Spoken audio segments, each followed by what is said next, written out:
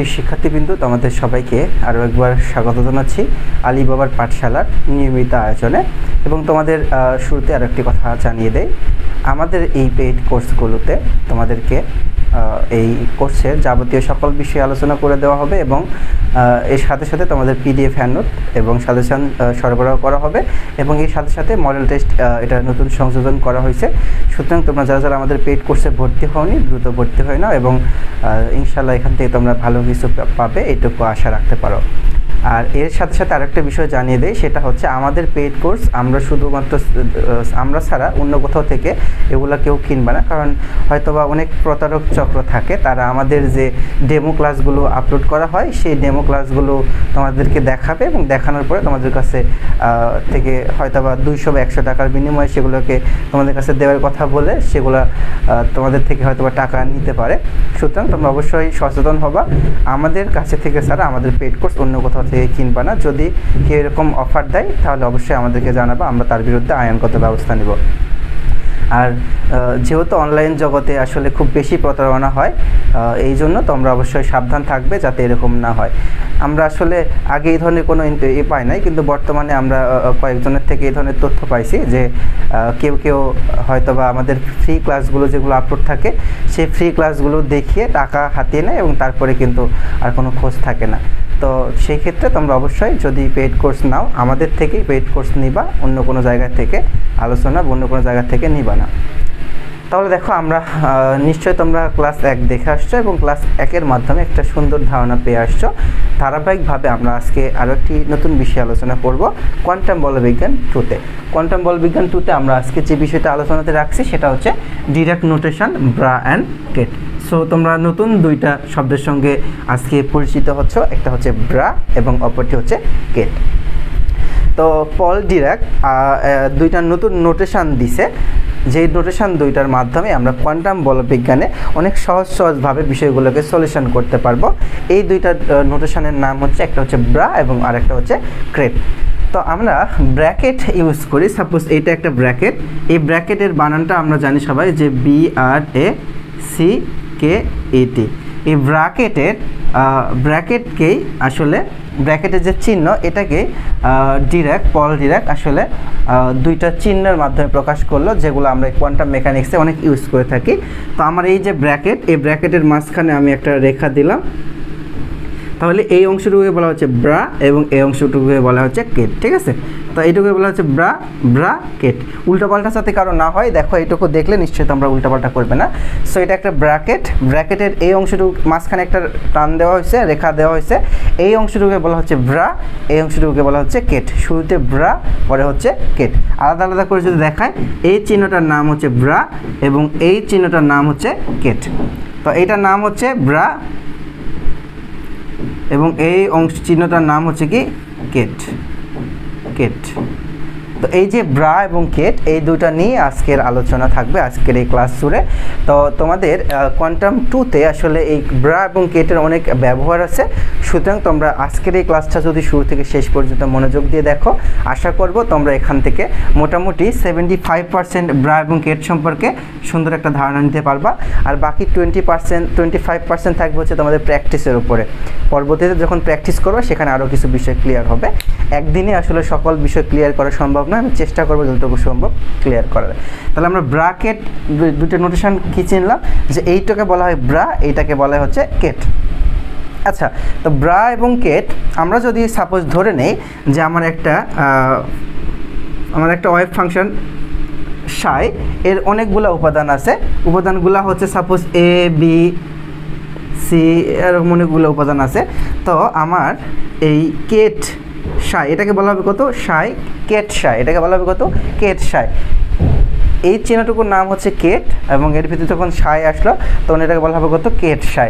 Suppose আমি বললাম হচ্ছে কেট আলফা, এটার নাম হচ্ছে কেট আলফা, এটার নাম হচ্ছে কেট বিটা, এটার নাম হচ্ছে কেট এ, এটার নাম হচ্ছে কেট 1। ঠিক আছে, সো এইভাবে এটাকে মানে পড়তে হয়। এটাকে বলা হচ্ছে কেট 1, এটাকে বলা হচ্ছে কেট এ, এটাকে বলা হচ্ছে কেট আলফা, এটাকে বলা হচ্ছে কেট বিটা, এটাকে বলা হচ্ছে কেট সাই।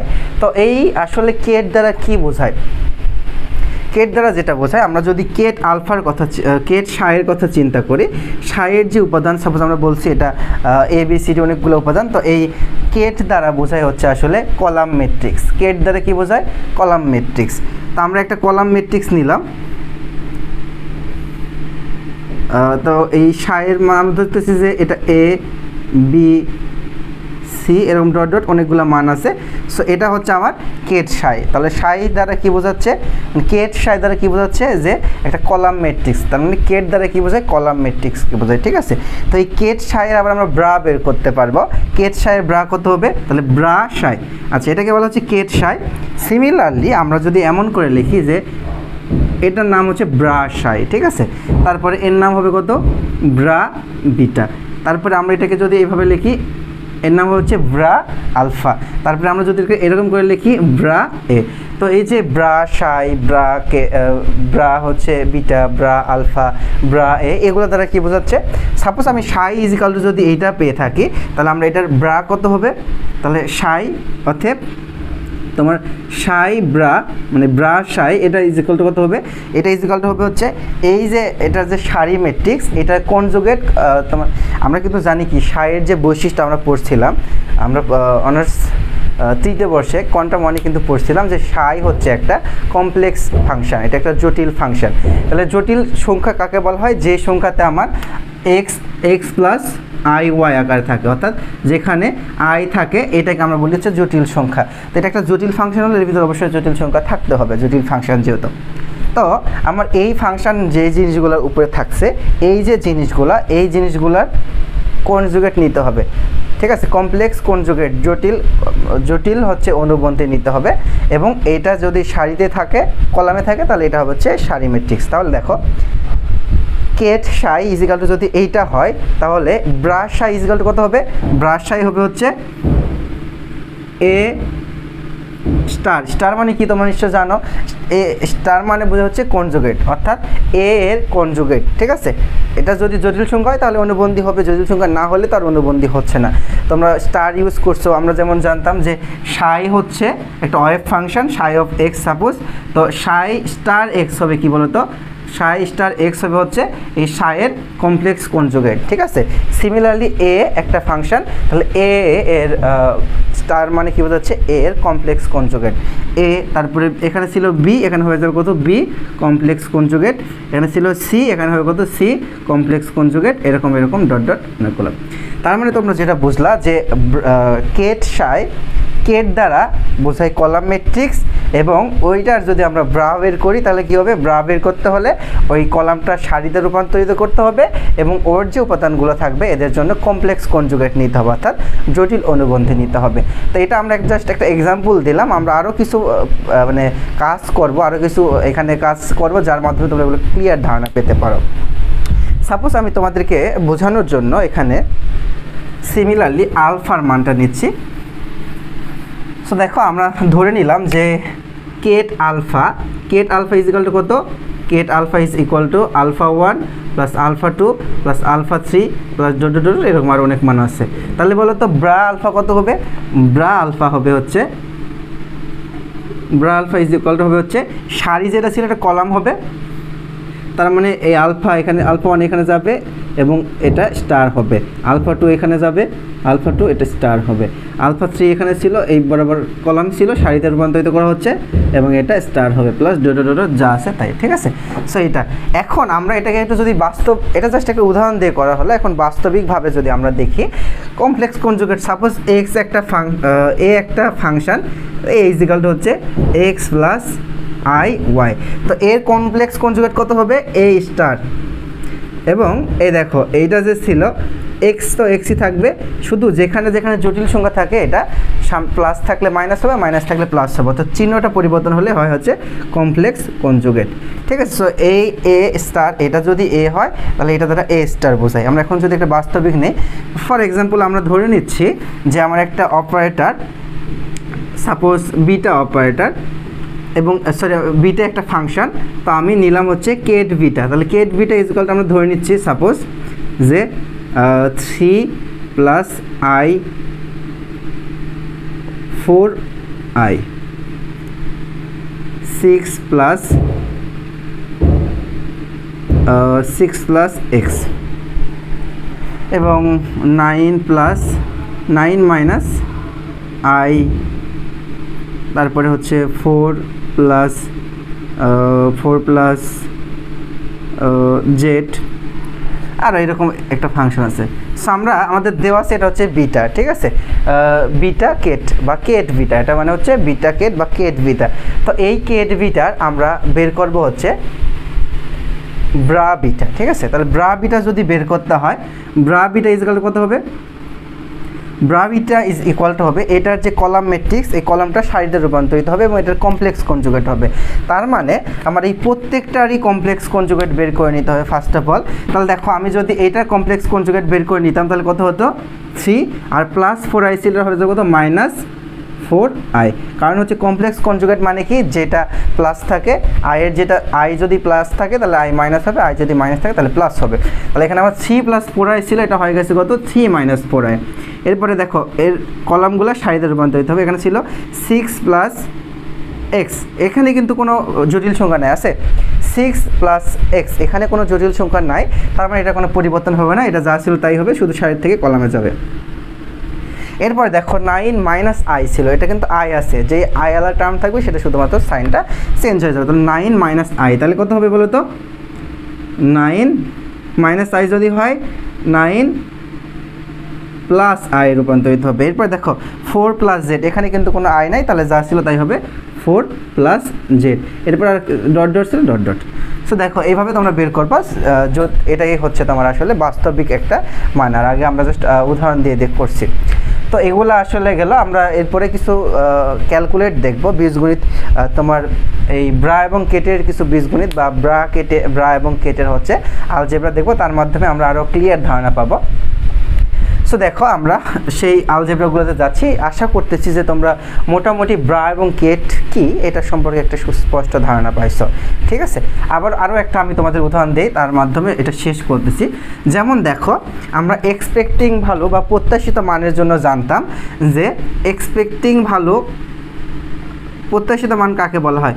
প্রত্যাশিত মান ইজ ইকুয়াল টু আমাদের ছিল এরকম যে -∞ থেকে +∞ সীমার মধ্যে psi star, suppose expecting value of A, এটা ইজ ইকুয়াল টু, এটাকে কী বলা হয়? আমরা এরকম করে লিখতাম কি, প্রত্যাশিত মান বা প্রত্যাশিত মান বা এক্সপেক্টিং ভ্যালু আমরা বলতাম। এটা কিন্তু আমরা কোয়ান্টাম 1-এ শিখে আসছিলাম। এটা ইজ ইকুয়াল কত ছিল তোমাদের মনে আছে? এটা ইজ ইকুয়াল ছিল psi A psi star d tau divided psi star d tau. তোমাদের নিশ্চয়ই মনে আছে আমরা এক্সপেক্টিং ভ্যালু অফ এ, এটা এইরকম করে প্রত্যাশিত মান বা তোমার এক্সপেক্টিং ভ্যালু বলতাম। So expecting value of A is equal two কিন্তু এইটা হতো, হ্যাঁ। তো এইটা ইজ ইকুয়াল টু আসলে আমরা এটাকে এরকম করে লিখতাম কোয়ান্টাম 1-এ। এখন আমরা এটাকে যদি কোয়ান্টাম 2-এর মতো করে লিখি তাহলে আসলে কী হবে দেখো, তাহলে হবে হচ্ছে এইটুকুর মান। আর এটা যদি নরমালিত ফাংশন হয়, আমরা কিন্তু জানি যে নরমালিত ফাংশনের জন্য সাই স্টার ডি টাউ, এটা ইজ ইকুয়াল টু কত আমার 1। তাহলে আমরা কিন্তু নরমালিত ফাংশনের ক্ষেত্রে এটাকে লিখতে পারতাম শুধু এইটুকু। আমি একটু পরে আসতেছি, জাস্ট আমি এক্সপেক্টিং ভ্যালু বা প্রত্যাশিত মান এইটা ইজ ইকুয়াল টু আমরা জানি এইটা। তো আমরা এখন এইটাকে এইটার রকম মতো করে কীরকম করে লিখতে পারি দেখো, এটা হবে হচ্ছে কেট সাই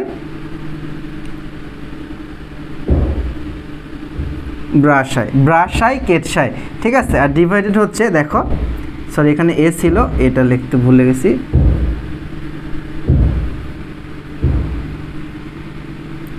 আর এখানে হচ্ছে ব্রাশাই কেটসাই।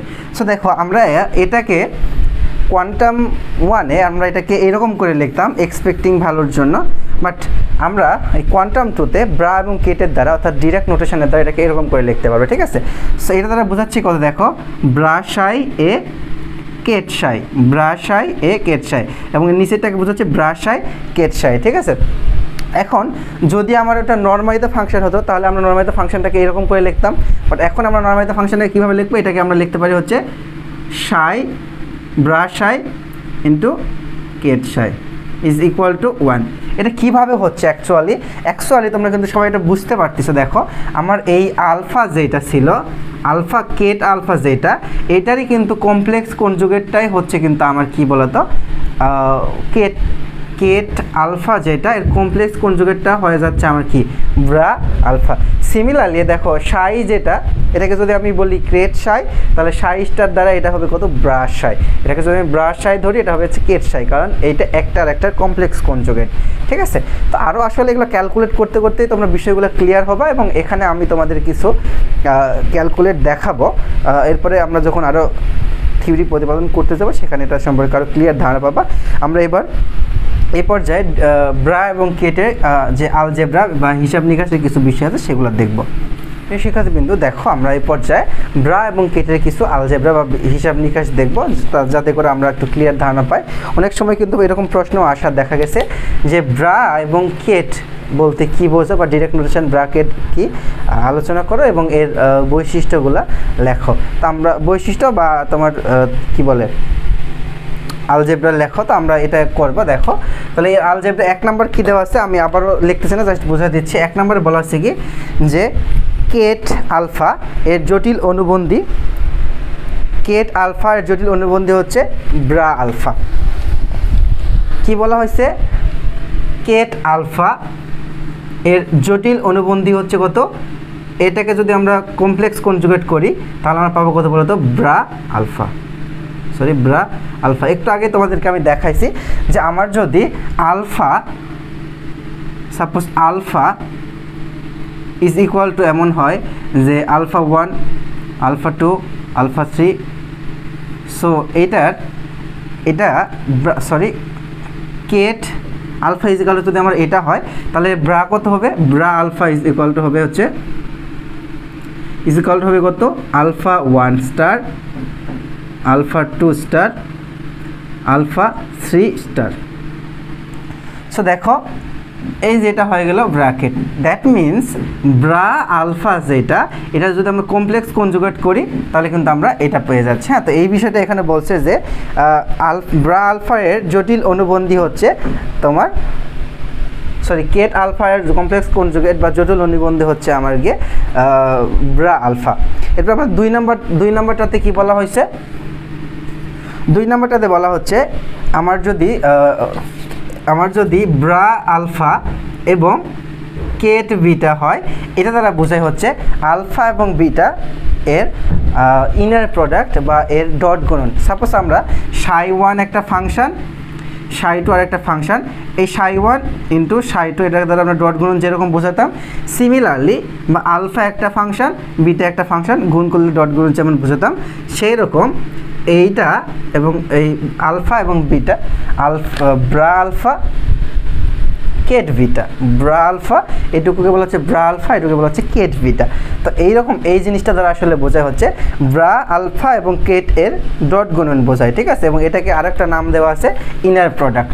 সো এটা আমাদের 2 নম্বর আলজেব্রা বা বৈশিষ্ট্য। এরপরে দেখো 3 নম্বরে বলা হচ্ছে কি যে আমরা সাপোজ ডেল্টা ডিরেক্ট নোটেশন তো শিখলাম, আমরা ওখানে ডিরেক্ট ডেল্টার একটা সিম্বল দেখছিলাম যে সাপোজ এখানে এইটা ইজ ইকুয়াল টু আমরা লিখতে পারি এরকম ডেল্টা, বা এটাকে ক্রনিকা বলা হয় ডেল্টা আলফা বিটা, এটা সমান এটা লেখা যায়। তো এই ক্ষেত্রে আলফা ইজ ইকুয়াল টু যদি বিটা হয়, আলফা ইজ ইকুয়াল টু যদি বিটা হয়, আলফা ইকুয়াল টু বিটা হলে এই আলফা আর বিটা যদি সেম হয়ে যায় তখন এর মানটা আসে কত 1। ঠিক আছে, অর্থাৎ আমরা এটা is equal to delta alpha beta লিখতে পারবো। যদি alpha is equal to beta হয় সেই ক্ষেত্রে আমরা পাচ্ছি কত 1, আর যদি alpha not is equal to beta হয় সেই ক্ষেত্রে আমরা পাবো কত 0। ঠিক আছে, তো bra alpha ket beta is equal to delta alpha beta. এখন আলফা ইজ ইকুয়াল টু যদি বিটা হয়, এই আলফা আর বিটা যদি সেম হয় সেই ক্ষেত্রে তার পরিবর্তে আমরা পাবো কত 1। তো তাহলে দেখো এখান থেকে আমরা আরেকটা বিষয় যেটা শিখলাম সেটা হচ্ছে কোনো স্থানে যদি এরকম থাকে ket bra alpha into ket alpha, এটা ইজ ইকুয়াল টু আমরা কত লিখতে পারবো, সরাসরি 1 লিখতে পারবো। ঠিক আছে, যেমনটা তোমাদের এক্সপেক্টিং ভালোর ক্ষেত্রে আমরা লিখছিলাম যে সাই ইন্টু সাই স্টার ডি টাও ইজ ইকুয়াল টু 1, এটা নরমালিত ফাংশনের জন্য। তো এখন আমরা নরমালিত ফাংশন এটাকে বলছি হচ্ছে নরমালিত ফাংশনের সংজ্ঞা, অর্থাৎ যদি এরকম কন্ডিশন হয় তাহলে এটাকে আমরা বলবো হচ্ছে নরমালিত ফাংশন, ঠিক আছে, বা নরমালাইজড কন্ডিশন। তাহলে এইটাকে বলা হচ্ছে নরমালাইজড কন্ডিশন, এটাকেও বলা হয় নরমালাইজড কন্ডিশন। এটা আমরা কোয়ান্টাম 1-এ শিখছিলাম, but in this case by using direct notation এটাকে আমরা বলছি হচ্ছে নরমালাইজড কন্ডিশন বা নরমালিত হওয়ার শর্ত, ঠিক আছে। আর যদি 0 হয় তাহলে এটাকে আমরা বলবো হচ্ছে অভিলম্বিক, অর্থনর্মাল, ঠিক, অর্থগোনাল বা অভিলম্বিক বলা হয় থাকে। যদি আলফা আর বিটা সমান না হয়, that means alpha and beta they are not is equal, so in this case that is equal to 0, অর্থাৎ আলফা এবং বিটা যদি ইকুয়াল না হয় তাহলে আমরা পাবো হচ্ছে 0, এবং এটাকে আমরা বলি হচ্ছে অভিলম্বিক, ঠিক আছে। এক্ষেত্রে আলফা এবং বিটাকে বলা হবে হচ্ছে অভিলম্বিক। অভিলম্বিতার শর্ত আমরা সেখানে আলোচনা করছিলাম, এখানেও আলোচনা করবো। এখানে বলা হতে পারে কোনো কোনো ফাংশন দেখো যেটা অভিলম্বিক, তো আমরা সেগুলো করবো, সমস্যা নেই। তাহলে এখানে আমরা যে বিষয়টা শিখলাম যে আলফা এবং বিটা এটাকে আমরা এরকম করে লিখতে পারি, যদি আলফা আর বিটা ইজ ইকুয়াল টু হয় সেক্ষেত্রে আমরা এটাকে 1 বলি, আর যখন এইটার মান 1 হয় দ্যাট মিন্স এই শর্ত, এটাকে আমরা বলি হচ্ছে নরমালিত ফাংশন বা নরমালিত শর্ত বা নরমালাইজড কন্ডিশন। আর যদি 0 হয় অর্থাৎ alpha not is equal to beta হয় সেক্ষেত্রে আমরা বলি হচ্ছে অভিলম্বিক। সো এইটাই। আরেকটা ছিল হচ্ছে যদি এমন হয় যে এরকম করে গুণ করা হচ্ছে কেট আলফা আর ব্রা বিটা, কেট আলফা আর ব্রা বিটা, এই ধরনের গুণ যদি হয়, দেখো এই ধরনের গুণ যদি হয় এটাকে এই ধরনের গুণ যদি হয় এটাকে বলা হচ্ছে আউটার প্রোডাক্ট, ঠিক আছে, বহির্গুণন। আগেরটা ছিল ইনার প্রোডাক্ট, এটাকে আমরা বলি হচ্ছে ইনার প্রোডাক্ট, অর্থাৎ সামনে ব্রা আলফা আর কেট এরকম করে যদি গুণ হয় এটাকে বলা হচ্ছে ইনার প্রোডাক্ট বা অন্তঃগুণন, বা এটাকে আমরা ডট গুণন বলি। আর এটাকে বলা হচ্ছে বহির্গুণন বা আউটার প্রোডাক্ট, এইভাবে গুণ করলে সেটাকে আমরা আউটার প্রোডাক্ট বলবো। সো এগুলোই হচ্ছে আলজেব্রা ছিল, আর বাকিগুলো ইনশাল্লাহ আমরা ক্লাস যখন করব ক্লাসের মাধ্যমে তোমরা এখান থেকে ইনশাল্লাহ স্পষ্ট ধারণা পাবা। তারপর আমি মনে করতেছি এইগুলোর মাধ্যমে তোমরা একটা মোটামুটি একটি স্পষ্ট ধারণা পাইছো। আচ্ছা, আরও আমরা কিছু বিষয় এখানে দেখি, দাঁড়াও, সেটা হচ্ছে সাপোজ আমার একটা ক্ষেত্রে দেওয়া আছে যে alpha is equal to ket alpha is equal to alpha 1, alpha 2, alpha 3, alpha 4 dot dot dot এইরকম আর কি, and ket beta is equal to beta 1, beta 2, beta 3, beta 4 এরকম। সো দেখো এই ক্ষেত্রে আমাকে যদি গুণ করতে বলা হয় এগুলো, এই দুটো আমরা ইনার প্রোডাক্ট আউটার প্রোডাক্ট দেখি। সাপোজ আমরা যদি ফার্স্ট অফ অল এরকম করি যে এই bra alpha and ket beta, এটা তো আমরা বলতেছি কি ইনার প্রোডাক্ট বা অন্তর্গুণ বা ডট গুণন, এইটা করব। তাহলে দেখো এইটার ক্ষেত্রে তো ঠিকই আছে, বাট এইটার ক্ষেত্রে ঠিক নাই। তাহলে আমার দেওয়া আছে কি বলো তো, দেওয়া আছে হচ্ছে কেট আলফা, আমাকে বের করতে হবে কি ব্রা আলফা। ব্রা আলফা কীভাবে বের করবা, যেহেতু কেট আলফা এইটা, তাহলে অতএব bra alpha is equal to কত হবে, এইটাকে আমার এর যে ট্রান্সপোজ করতে হবে, দেন এটাকে কমপ্লেক্স কনজুগেট করতে হবে। ট্রান্সপোজ ম্যাট্রিক্স তোমরা পড়ছিলে না, যে এ সাপোজ এ যদি একটা ম্যাট্রিক্স হয়, এ ট্রান্সপোজ করা মানে কি, ট্রান্সপোজ করা মানে হচ্ছে যে এর কলামকে সারিতে রূপান্তরিত করতে হবে এবং সারিকে কলামে রূপান্তরিত করতে হবে। But in this case there is only one column, ঠিক আছে, এখানে মাত্র একটাই কলাম আছে, সেক্ষেত্রে তো আর সারিও তখন কত হবে, একটা হবে, ঠিক আছে। তাহলে দেখো এর কলামটাকে আমরা সারিতে রূপান্তরিত করব, দেন সেটার আবার কমপ্লেক্স কনজুগেট করব, ঠিক আছে। সো ফার্স্ট অফ অল আমরা এটা কী করবো, দেখো এই যেটা ছিল এটাকে কলামটাকে সারিতে রূপান্তরিত করব, অর্থাৎ alpha 1, alpha 2, alpha 3, alpha 4 dot dot dot dot, then আমার কী করতে হবে, কমপ্লেক্স করতে হবে। সো এই যে আমরা এটা কমপ্লেক্স কনজুগেট করলাম, দেন আমার মান দেওয়া ছিল কেট আলফা, বাট আমি এখান থেকে ব্রা আলফার মানটা বের করতে পারছি। সো আমি এখন এটা করবো, হ্যাঁ, এটা ইজ ইকুয়াল কত হবে দেখো তো, এইটা গুণন হচ্ছে আমার এইটা, তাহলে কি হয় alpha 1 star, alpha 2 star, alpha 3 star, alpha 4 star, then dot dot dot, এর সাথে গুণ হবে কোনটা, এটা বিটা 1 বিটা 2 বিটা 3 বিটা 4। এখন এটা গুণ করলে কত হবে? গুণ করার নিয়ম কি? এর সারি এর কলামের সাথে গুণ হবে। সো এটার সাথে এটা গুণ হবে, তাহলে হচ্ছে alpha 1 alpha star 1 beta 1 plus এটার সাথে গুণ হবে alpha 2 star beta 2 plus alpha 3 star beta 3, এরকম ডট ডট আরও যে মানগুলো আছে সেরকমভাবে হবে। ঠিক আছে, সো আমরা এইভাবে গুণ করব। আচ্ছা, আমি যদি এবার এরকম করি, হ্যাঁ, তো সাপোজ আমি এরকম করব যে bra beta ket alpha, bra beta ket alpha. So এটা তোমরা স্ক্রিনশট নিয়ে নিতে পারো, যেহেতু এটা নোটের মধ্যে ইনক্লুডেড নাই। সো আমরা যদি এইটা করি তাহলে কি করবা? Bra beta ket alpha. তো কেট আলফা দেওয়া আছে, বাট আমার কেট বিটা দেওয়া আছে, বাট কেট আলফা লাগবে। কীভাবে করবা? সরি, ব্রা বিটা করতে হবে। ব্রা বিটা কীভাবে হবে? তাহলে bra beta is equal to কত হবে? এর কলামকে সারিতে রূপান্তরিত করে এবং সারিকে কলামে রূপান্তরিত করে। তাহলে আমরা কী হবে? আমরা একবারে বুঝতেছি beta 1 star beta 2 star beta 3 star beta 4 star then dot dot dot just তাই। এবার বসাও। তাহলে এখানে শুরুতে কত হবে? Beta 1 star beta 2 star beta 3 star beta 4 star, then এখানে হচ্ছে আমার কত, মানে এখানে হচ্ছে beta 1 sorry ket alpha. So ket alpha is that alpha 1 alpha 2 alpha 3 alpha 4। So আমরা গুণ করলে পাবো কত? Beta 1 star alpha 1 plus beta 2 star alpha 2 plus beta 3 star alpha 3 plus beta 4 star alpha 4 dot dot যা আছে তাই। ওকে, নিশ্চয়ই তোমরা বুঝতে পারছো। এবার দেখো, আমাদের যদি এই দুটো আউটার প্রোডাক্ট করতে হতো, সাপোজ আমার এরকম আছে। সো সাপোজ ধরো যে আমার এরকম আছে যে ket beta and bra alpha outer product করো, তাহলে নিশ্চয়ই তোমরা করতে পারবা। সিমিলারিভাবে একই রকমভাবে এটা করতে হবে। আমার কেট বিটার মান দেওয়া আছে, বাট আমার কিন্তু কেট আলফা দেওয়া আছে, ব্রা দেওয়া নাই, তাহলে আমরাকে ব্রা করে নিতে হবে। ঠিক আছে, করার পরে আমরা এই গুণটা করে নিব। ইনশাল্লাহ তোমরা বুঝতে পারছো। সো এটা তোমাদের হোমওয়ার্ক থাকলো, এটা তোমরা করার চেষ্টা করবা। এরপরে তোমরা আবার করবা হচ্ছে ket alpha and bra beta. So এটাও করবা, এগুলো তোমাদের হোমওয়ার্ক থাকলো, তোমরা প্র্যাকটিস করবা। আসলে এগুলো প্র্যাকটিস করবা যত তোমাদের হাত তত ইজি হবে।